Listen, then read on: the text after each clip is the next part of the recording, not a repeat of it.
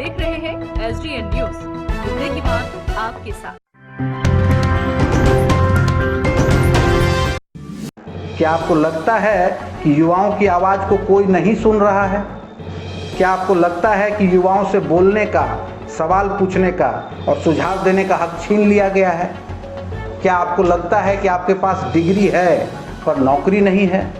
और आपका जवाब अगर हाँ में है तो हमारे नेताजी ने जो एक वेबसाइट जो किया है उस पर आप लॉगिन करें, उस पर जुड़ें और इस चीज़ों को मजबूती दें, जिससे एक मुद्दा जो है कि बेरोज़गारी बहुत बड़ा मुद्दा है, उसको लेकर के हम लोग सब बढ़ें। रोजगार के मुद्दे पर युवा राजद के प्रदेश महासचिव आदित्य केजरीवाल ने सरकार को घेरा। बेरोजगारी हटाओ का नारा लिए राजद इस बार आगामी विधानसभा चुनाव में उतर रही है। ऐसे में 15 साल के नीतीश सरकार के कार्यकाल में बिहार के लोगों को रोजगार नहीं मिलना एक बड़ा मुद्दा है। इस आह्वान पर पूर्णिया में युवा राजद के प्रदेश महासचिव आदित्य केजरीवाल ने एक प्रेस वार्ता का आयोजन किया। प्रेस वार्ता के माध्यम से आदित्य केजरीवाल ने सरकार पर जमकर निशाना साधा। बिहार में जिस तरह से बीते दशकों से पलायन हुआ है, उसका जिम्मेदार नीतीश सरकार की कार्यशैली को ठहराया है। केजरीवाल ने कहा कि अगर सरकार बिहार वासियों को इसी राज्य में रोजगार मुहैया कराती तो बाहर जाने की आवश्यकता नहीं पड़ती, और यही बिहारी अप्रवासी हैं जिसने कोरोना काल में सबसे ज्यादा परेशानी उठानी पड़ी है।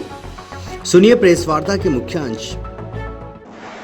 आज हमारे नेता प्रतिपक्ष तेजस्वी जी के दिशा निर्देश पे आज इस पूर्णिया की धरती से एक ऐलान करते हैं कि क्रांति है ये बिहार के लिए और हर व्यक्ति के रोजगार के लिए।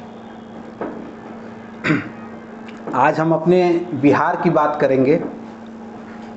अपने बिहार ने इतिहास तो दिया है, पर उस वर्तमान का क्या जिससे हमारा भविष्य ही खतरे में है। वर्तमान में बिहार बेरोजगारी का सबसे बड़ा केंद्र बन चुका है।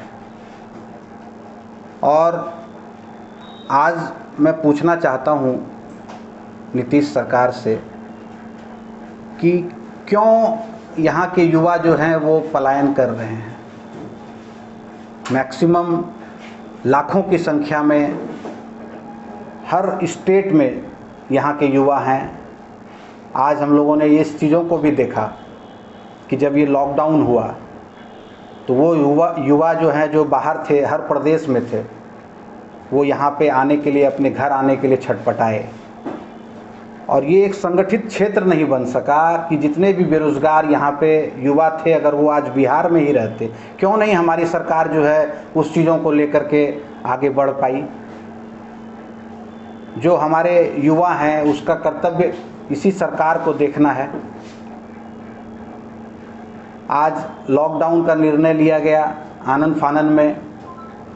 कभी इस चीज़ों को महसूस नहीं किया गया कि जो बाहर हैं उनको एक मौका नहीं दिया गया 4 दिन का, जिस समय में कोरोना कहीं पे भी नहीं दिख रहा था, उस समय में फुल लॉकडाउन। आज जब 80,000 90,000 के संख्या में केस आ रहे हैं तो उस चीज़ों को लेकर के कोई बात नहीं और समूचा चीज़ खोल दिया गया है।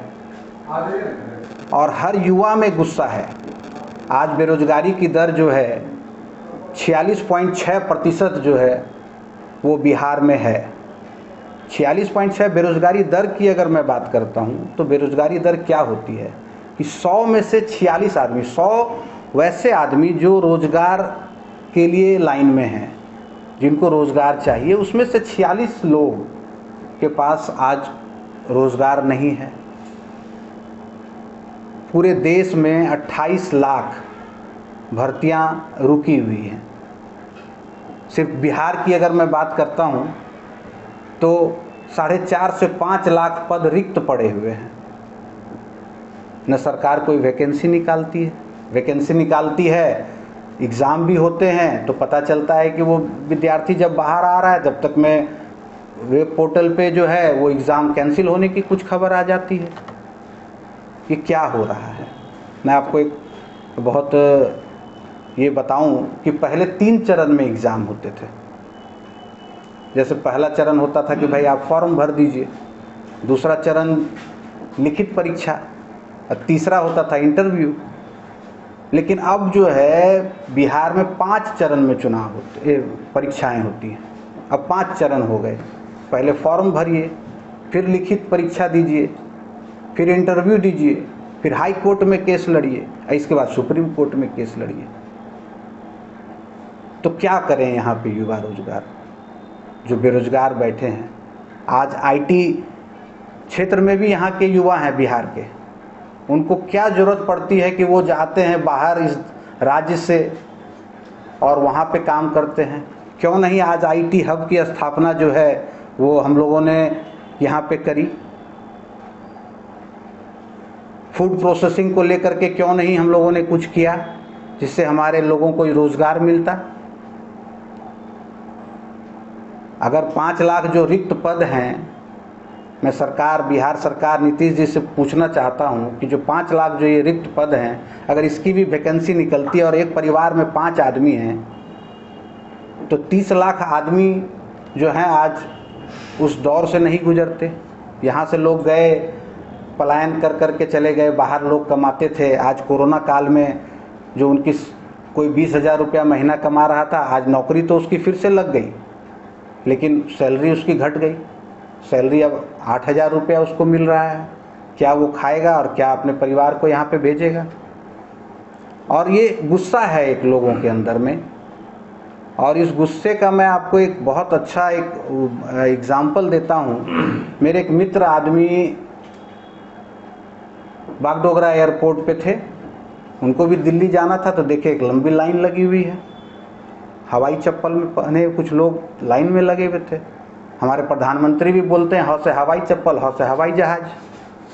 तो जितने भी हवाई चप्पल वाले हैं उनको हवाई जहाज में भेजेंगे। तो उनसे पूछा कि भाई आप यहाँ लाइन में लगे हैं, तो बोला हाँ दिल्ली जा रहे हैं, जो नौकरी छूटी थी वहाँ से आया है कि आपको फिर से जो है आ जाना है काम पे। तो मेरे जो दोस्त थे उन्होंने जिज्ञासावश पूछा कि भाई अभी तो बिहार में इलेक्शन है और आप इस समय में जा रहे हैं। तो बोला नहीं, जा तो रहे हैं पर लौटेंगे, कुछ हिसाब किताब बाकी है वो करना है। तो इससे एक अंदाज लगता है कि मन में लोगों के क्या गुस्सा चल रहा है।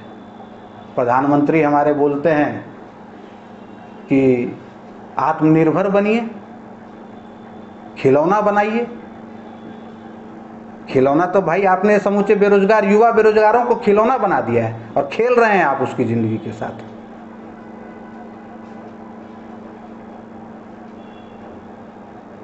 आत्मनिर्भर कैसे बने? क्या कोई ऐसा फ्रेम बनाया है इन लोगों ने? आज बहुत सी चीज़ें, आईटी सेक्टर आ सकता था, फूड प्रोसेसिंग प्लांट आ सकता था जिससे कि नौकरियों का सृजन होता।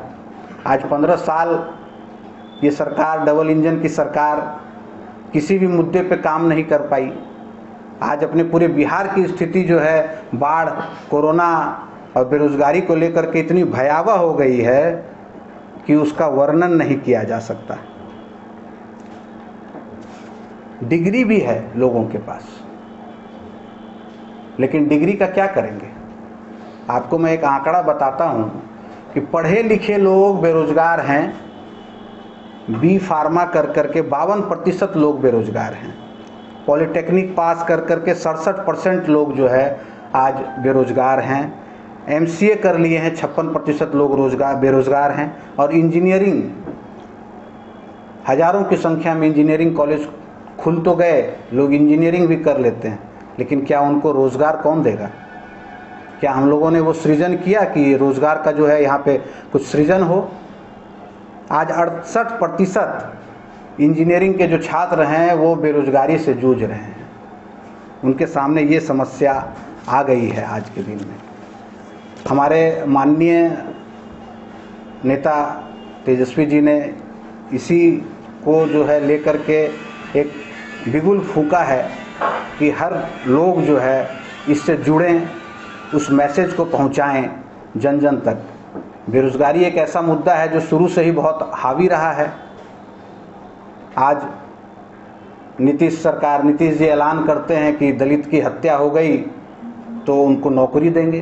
भाई आप हत्या रोकेंगे कि नौकरी देंगे? उसको कैसे आप उससे जोड़ सकते हैं? हत्या हुई है तो आप हत्या की गुत्थी को सुलझाएं, हत्या ना हो इसके लिए हम लोग कुछ व्यवस्था करें। लेकिन हत्या हो गई तो उसके परिवार को नौकरी देंगे, इसका कोई गलत जो है इम्पैक्ट भी आ सकता है समाज के ऊपर। उस पहलू के बारे में हम लोग क्या बात करेंगे? अभी बात करते हैं। देखिए, जो ग्लोबलाइजेशन जब से आया है उस समय से आज 15 साल जो है, ये जो विगत जो 15 साल बीते हैं, ये ग्लोबलाइजेशन का दौर था, जिस समय में बहुत से बाहरी कंपनियां अगर हम लोग इनवाइट करते, उनको एक उचित माहौल देते। आपने तो देखा ना, यहाँ पे अभी भी क्या हुआ, एक बहुत बड़ा प्लांट लगने वाला था फॉरबिसगंज में, उसका क्या हश्र हुआ। कैसे लोग एक इंडस्ट्री जो है यहाँ पे लगाने के लिए विश्वास कर सकती है, कितने चैनलों से उसको पार करना पड़ता है। सिंगल विंडो सिस्टम आया, लेकिन आज उसके लिए आप सिंगल विंडो सिस्टम में अगर जाते हैं, एक तो लोगों को जानकारी नहीं है, और अगर वो सिंगल विंडो सिस्टम के थ्रू जाते हैं तो कितना लंबी प्रक्रिया से उनको गुजरना पड़ता है एक आवंटन के लिए। आज बियाडा की ही स्थिति ले लीजिए, बना तो दिया है, और जिस लोगों को अलॉट है, कितने कल कारखाने वहाँ पे चल रहे हैं, किस वजह से आपने उनको आवंटन कर दिया, उस चीज़ों के ऊपर कुछ नहीं हो रहा है। जो ज़रूरतमंद हैं उनको कुछ आवंटन नहीं मिल रहा, तो वो कहाँ जाएंगे। हमारे माननीय नेताजी ने भी कहा है कि उन्होंने एक पोर्टल बनाया है जिसमें कि www.बेरोजगारीहटाओ.com.in, आप उसमें जितने भी बेरोज़गार हैं वो अपना वहाँ पे उस पोर्टल पे जा कर के वो करें। एक मिस्ड कॉल भी दें, एक टोल फ्री नंबर है 9334302020। और जब हमारी सरकार बनेगी तो सबसे पहले जो ये 5 लाख जो पद रिक्त हैं उसके लिए वो प्रक्रिया शुरू होगी। और भी रोज़गार, 5 लाख से तो कुछ नहीं होगा, यहाँ तो करोड़ों लोग बेरोज़गार हैं, तो जो नया सृजन जो है वो किया जाएगा नौकरियों का। फूड प्रोसेसिंग प्लांट, फूड हम लोग का अपना ये क्षेत्र जो है, जैसा कि हम लोग सभी जानते हैं, ये मक्का, गन्ना, मखाना, इन सबों के लिए एक बहुत ही मतलब उपयुक्त क्षेत्र है। इस चीज़ों के लिए हम लोगों ने क्या किया इन 15 सालों में? तो हमारी सरकार जो है इस सभी मुद्दों को लेकर के जो है, सबसे पहले अगर शिक्षा का क्या हाल है, हम लोग अगर बात करें तो एम्स आप लोग सभी जानते हैं सबसे बड़ा संस्थान है, 20,000 पद तो उसमें रिक्त पड़े हैं। रेलवे में वैकेंसी निकाल देते हैं, 500 रुपया कर करके सभी विद्यार्थियों से ले लेते हैं। आज 2 साल हो गया लेकिन कहीं पे नहीं है। इसके बाद 2 साल के बाद आपका नहीं है, आपको 400 रुपया लौटा दिया जाता है, 100 रुपया काट के। आज आप देख लीजिए 2018 में भी जो एग्ज़ाम हुआ है उसका अभी तक मामला जो है वो लंबित पड़ा है। इस बार विधानसभा चुनाव में आने की तैयारी है आपकी क्या? देखिए, मैं पार्टी का एक कार्यकर्ता हूँ। हमारे नेताजी का आदेश था कि इस मुद्दे को लेकर के हम लोगों को जिलावार जो है, चूँकि मैं प्रदेश महासचिव हूँ तो हम लोगों को हर जगह देखना है, पर फिर भी अगर पार्टी का आदेश होगा, जो पार्टी आदेश करेगी उसी हिसाब से हम लोग काम करेंगे। अगर पार्टी का आदेश है कि भाई आप पूर्णिया विधानसभा से आपको ही उम्मीदवार अगर घोषित करेंगे तो पार्टी की इच्छा का सम्मान करते हुए जो निर्णय होगा उस पर किया जाएगा। अच्छा, अगर आप चुनाव लड़ते हैं तो आपका मुख्य मुद्दा क्या हो, किन मुद्दों के साथ आप जनता के बीच? देखिए, जो सबसे इम्पोर्टेंट चीज़ है वो है बेसिक चीज़ शिक्षा। आज भी सुबह में एक न्यूज़ आ रही थी, जैसे मैंने अभी बताया कि दलित वाला बात, तो कहीं से एक न्यूज़ आ रही है कि मान लीजिए एक और हत्या हो गई, शायद कोई नौकरी की वजह से, या तो समझ नहीं पा रहे होंगे। तो शिक्षा एक बहुत बड़ा मुद्दा है, बिना शिक्षा के कोई रोज़गार तो है नहीं। तो शिक्षा, स्वास्थ्य, इन सब चीज़ों को लेकर के हम लोगों को आगे बढ़ना होगा। बिना शिक्षा के हम एक अच्छे समाज की कल्पना नहीं कर सकते। और मेरा तो खुद भी इस मामले में हमेशा प्रयास रहा है।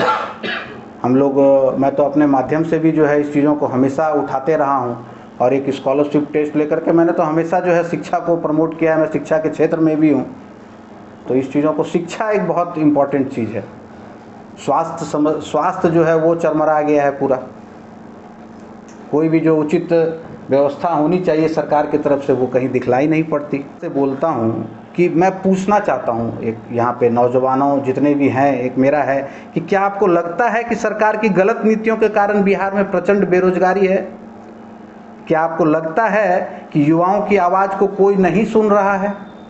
क्या आपको लगता है कि युवाओं से बोलने का, सवाल पूछने का और सुझाव देने का हक छीन लिया गया है?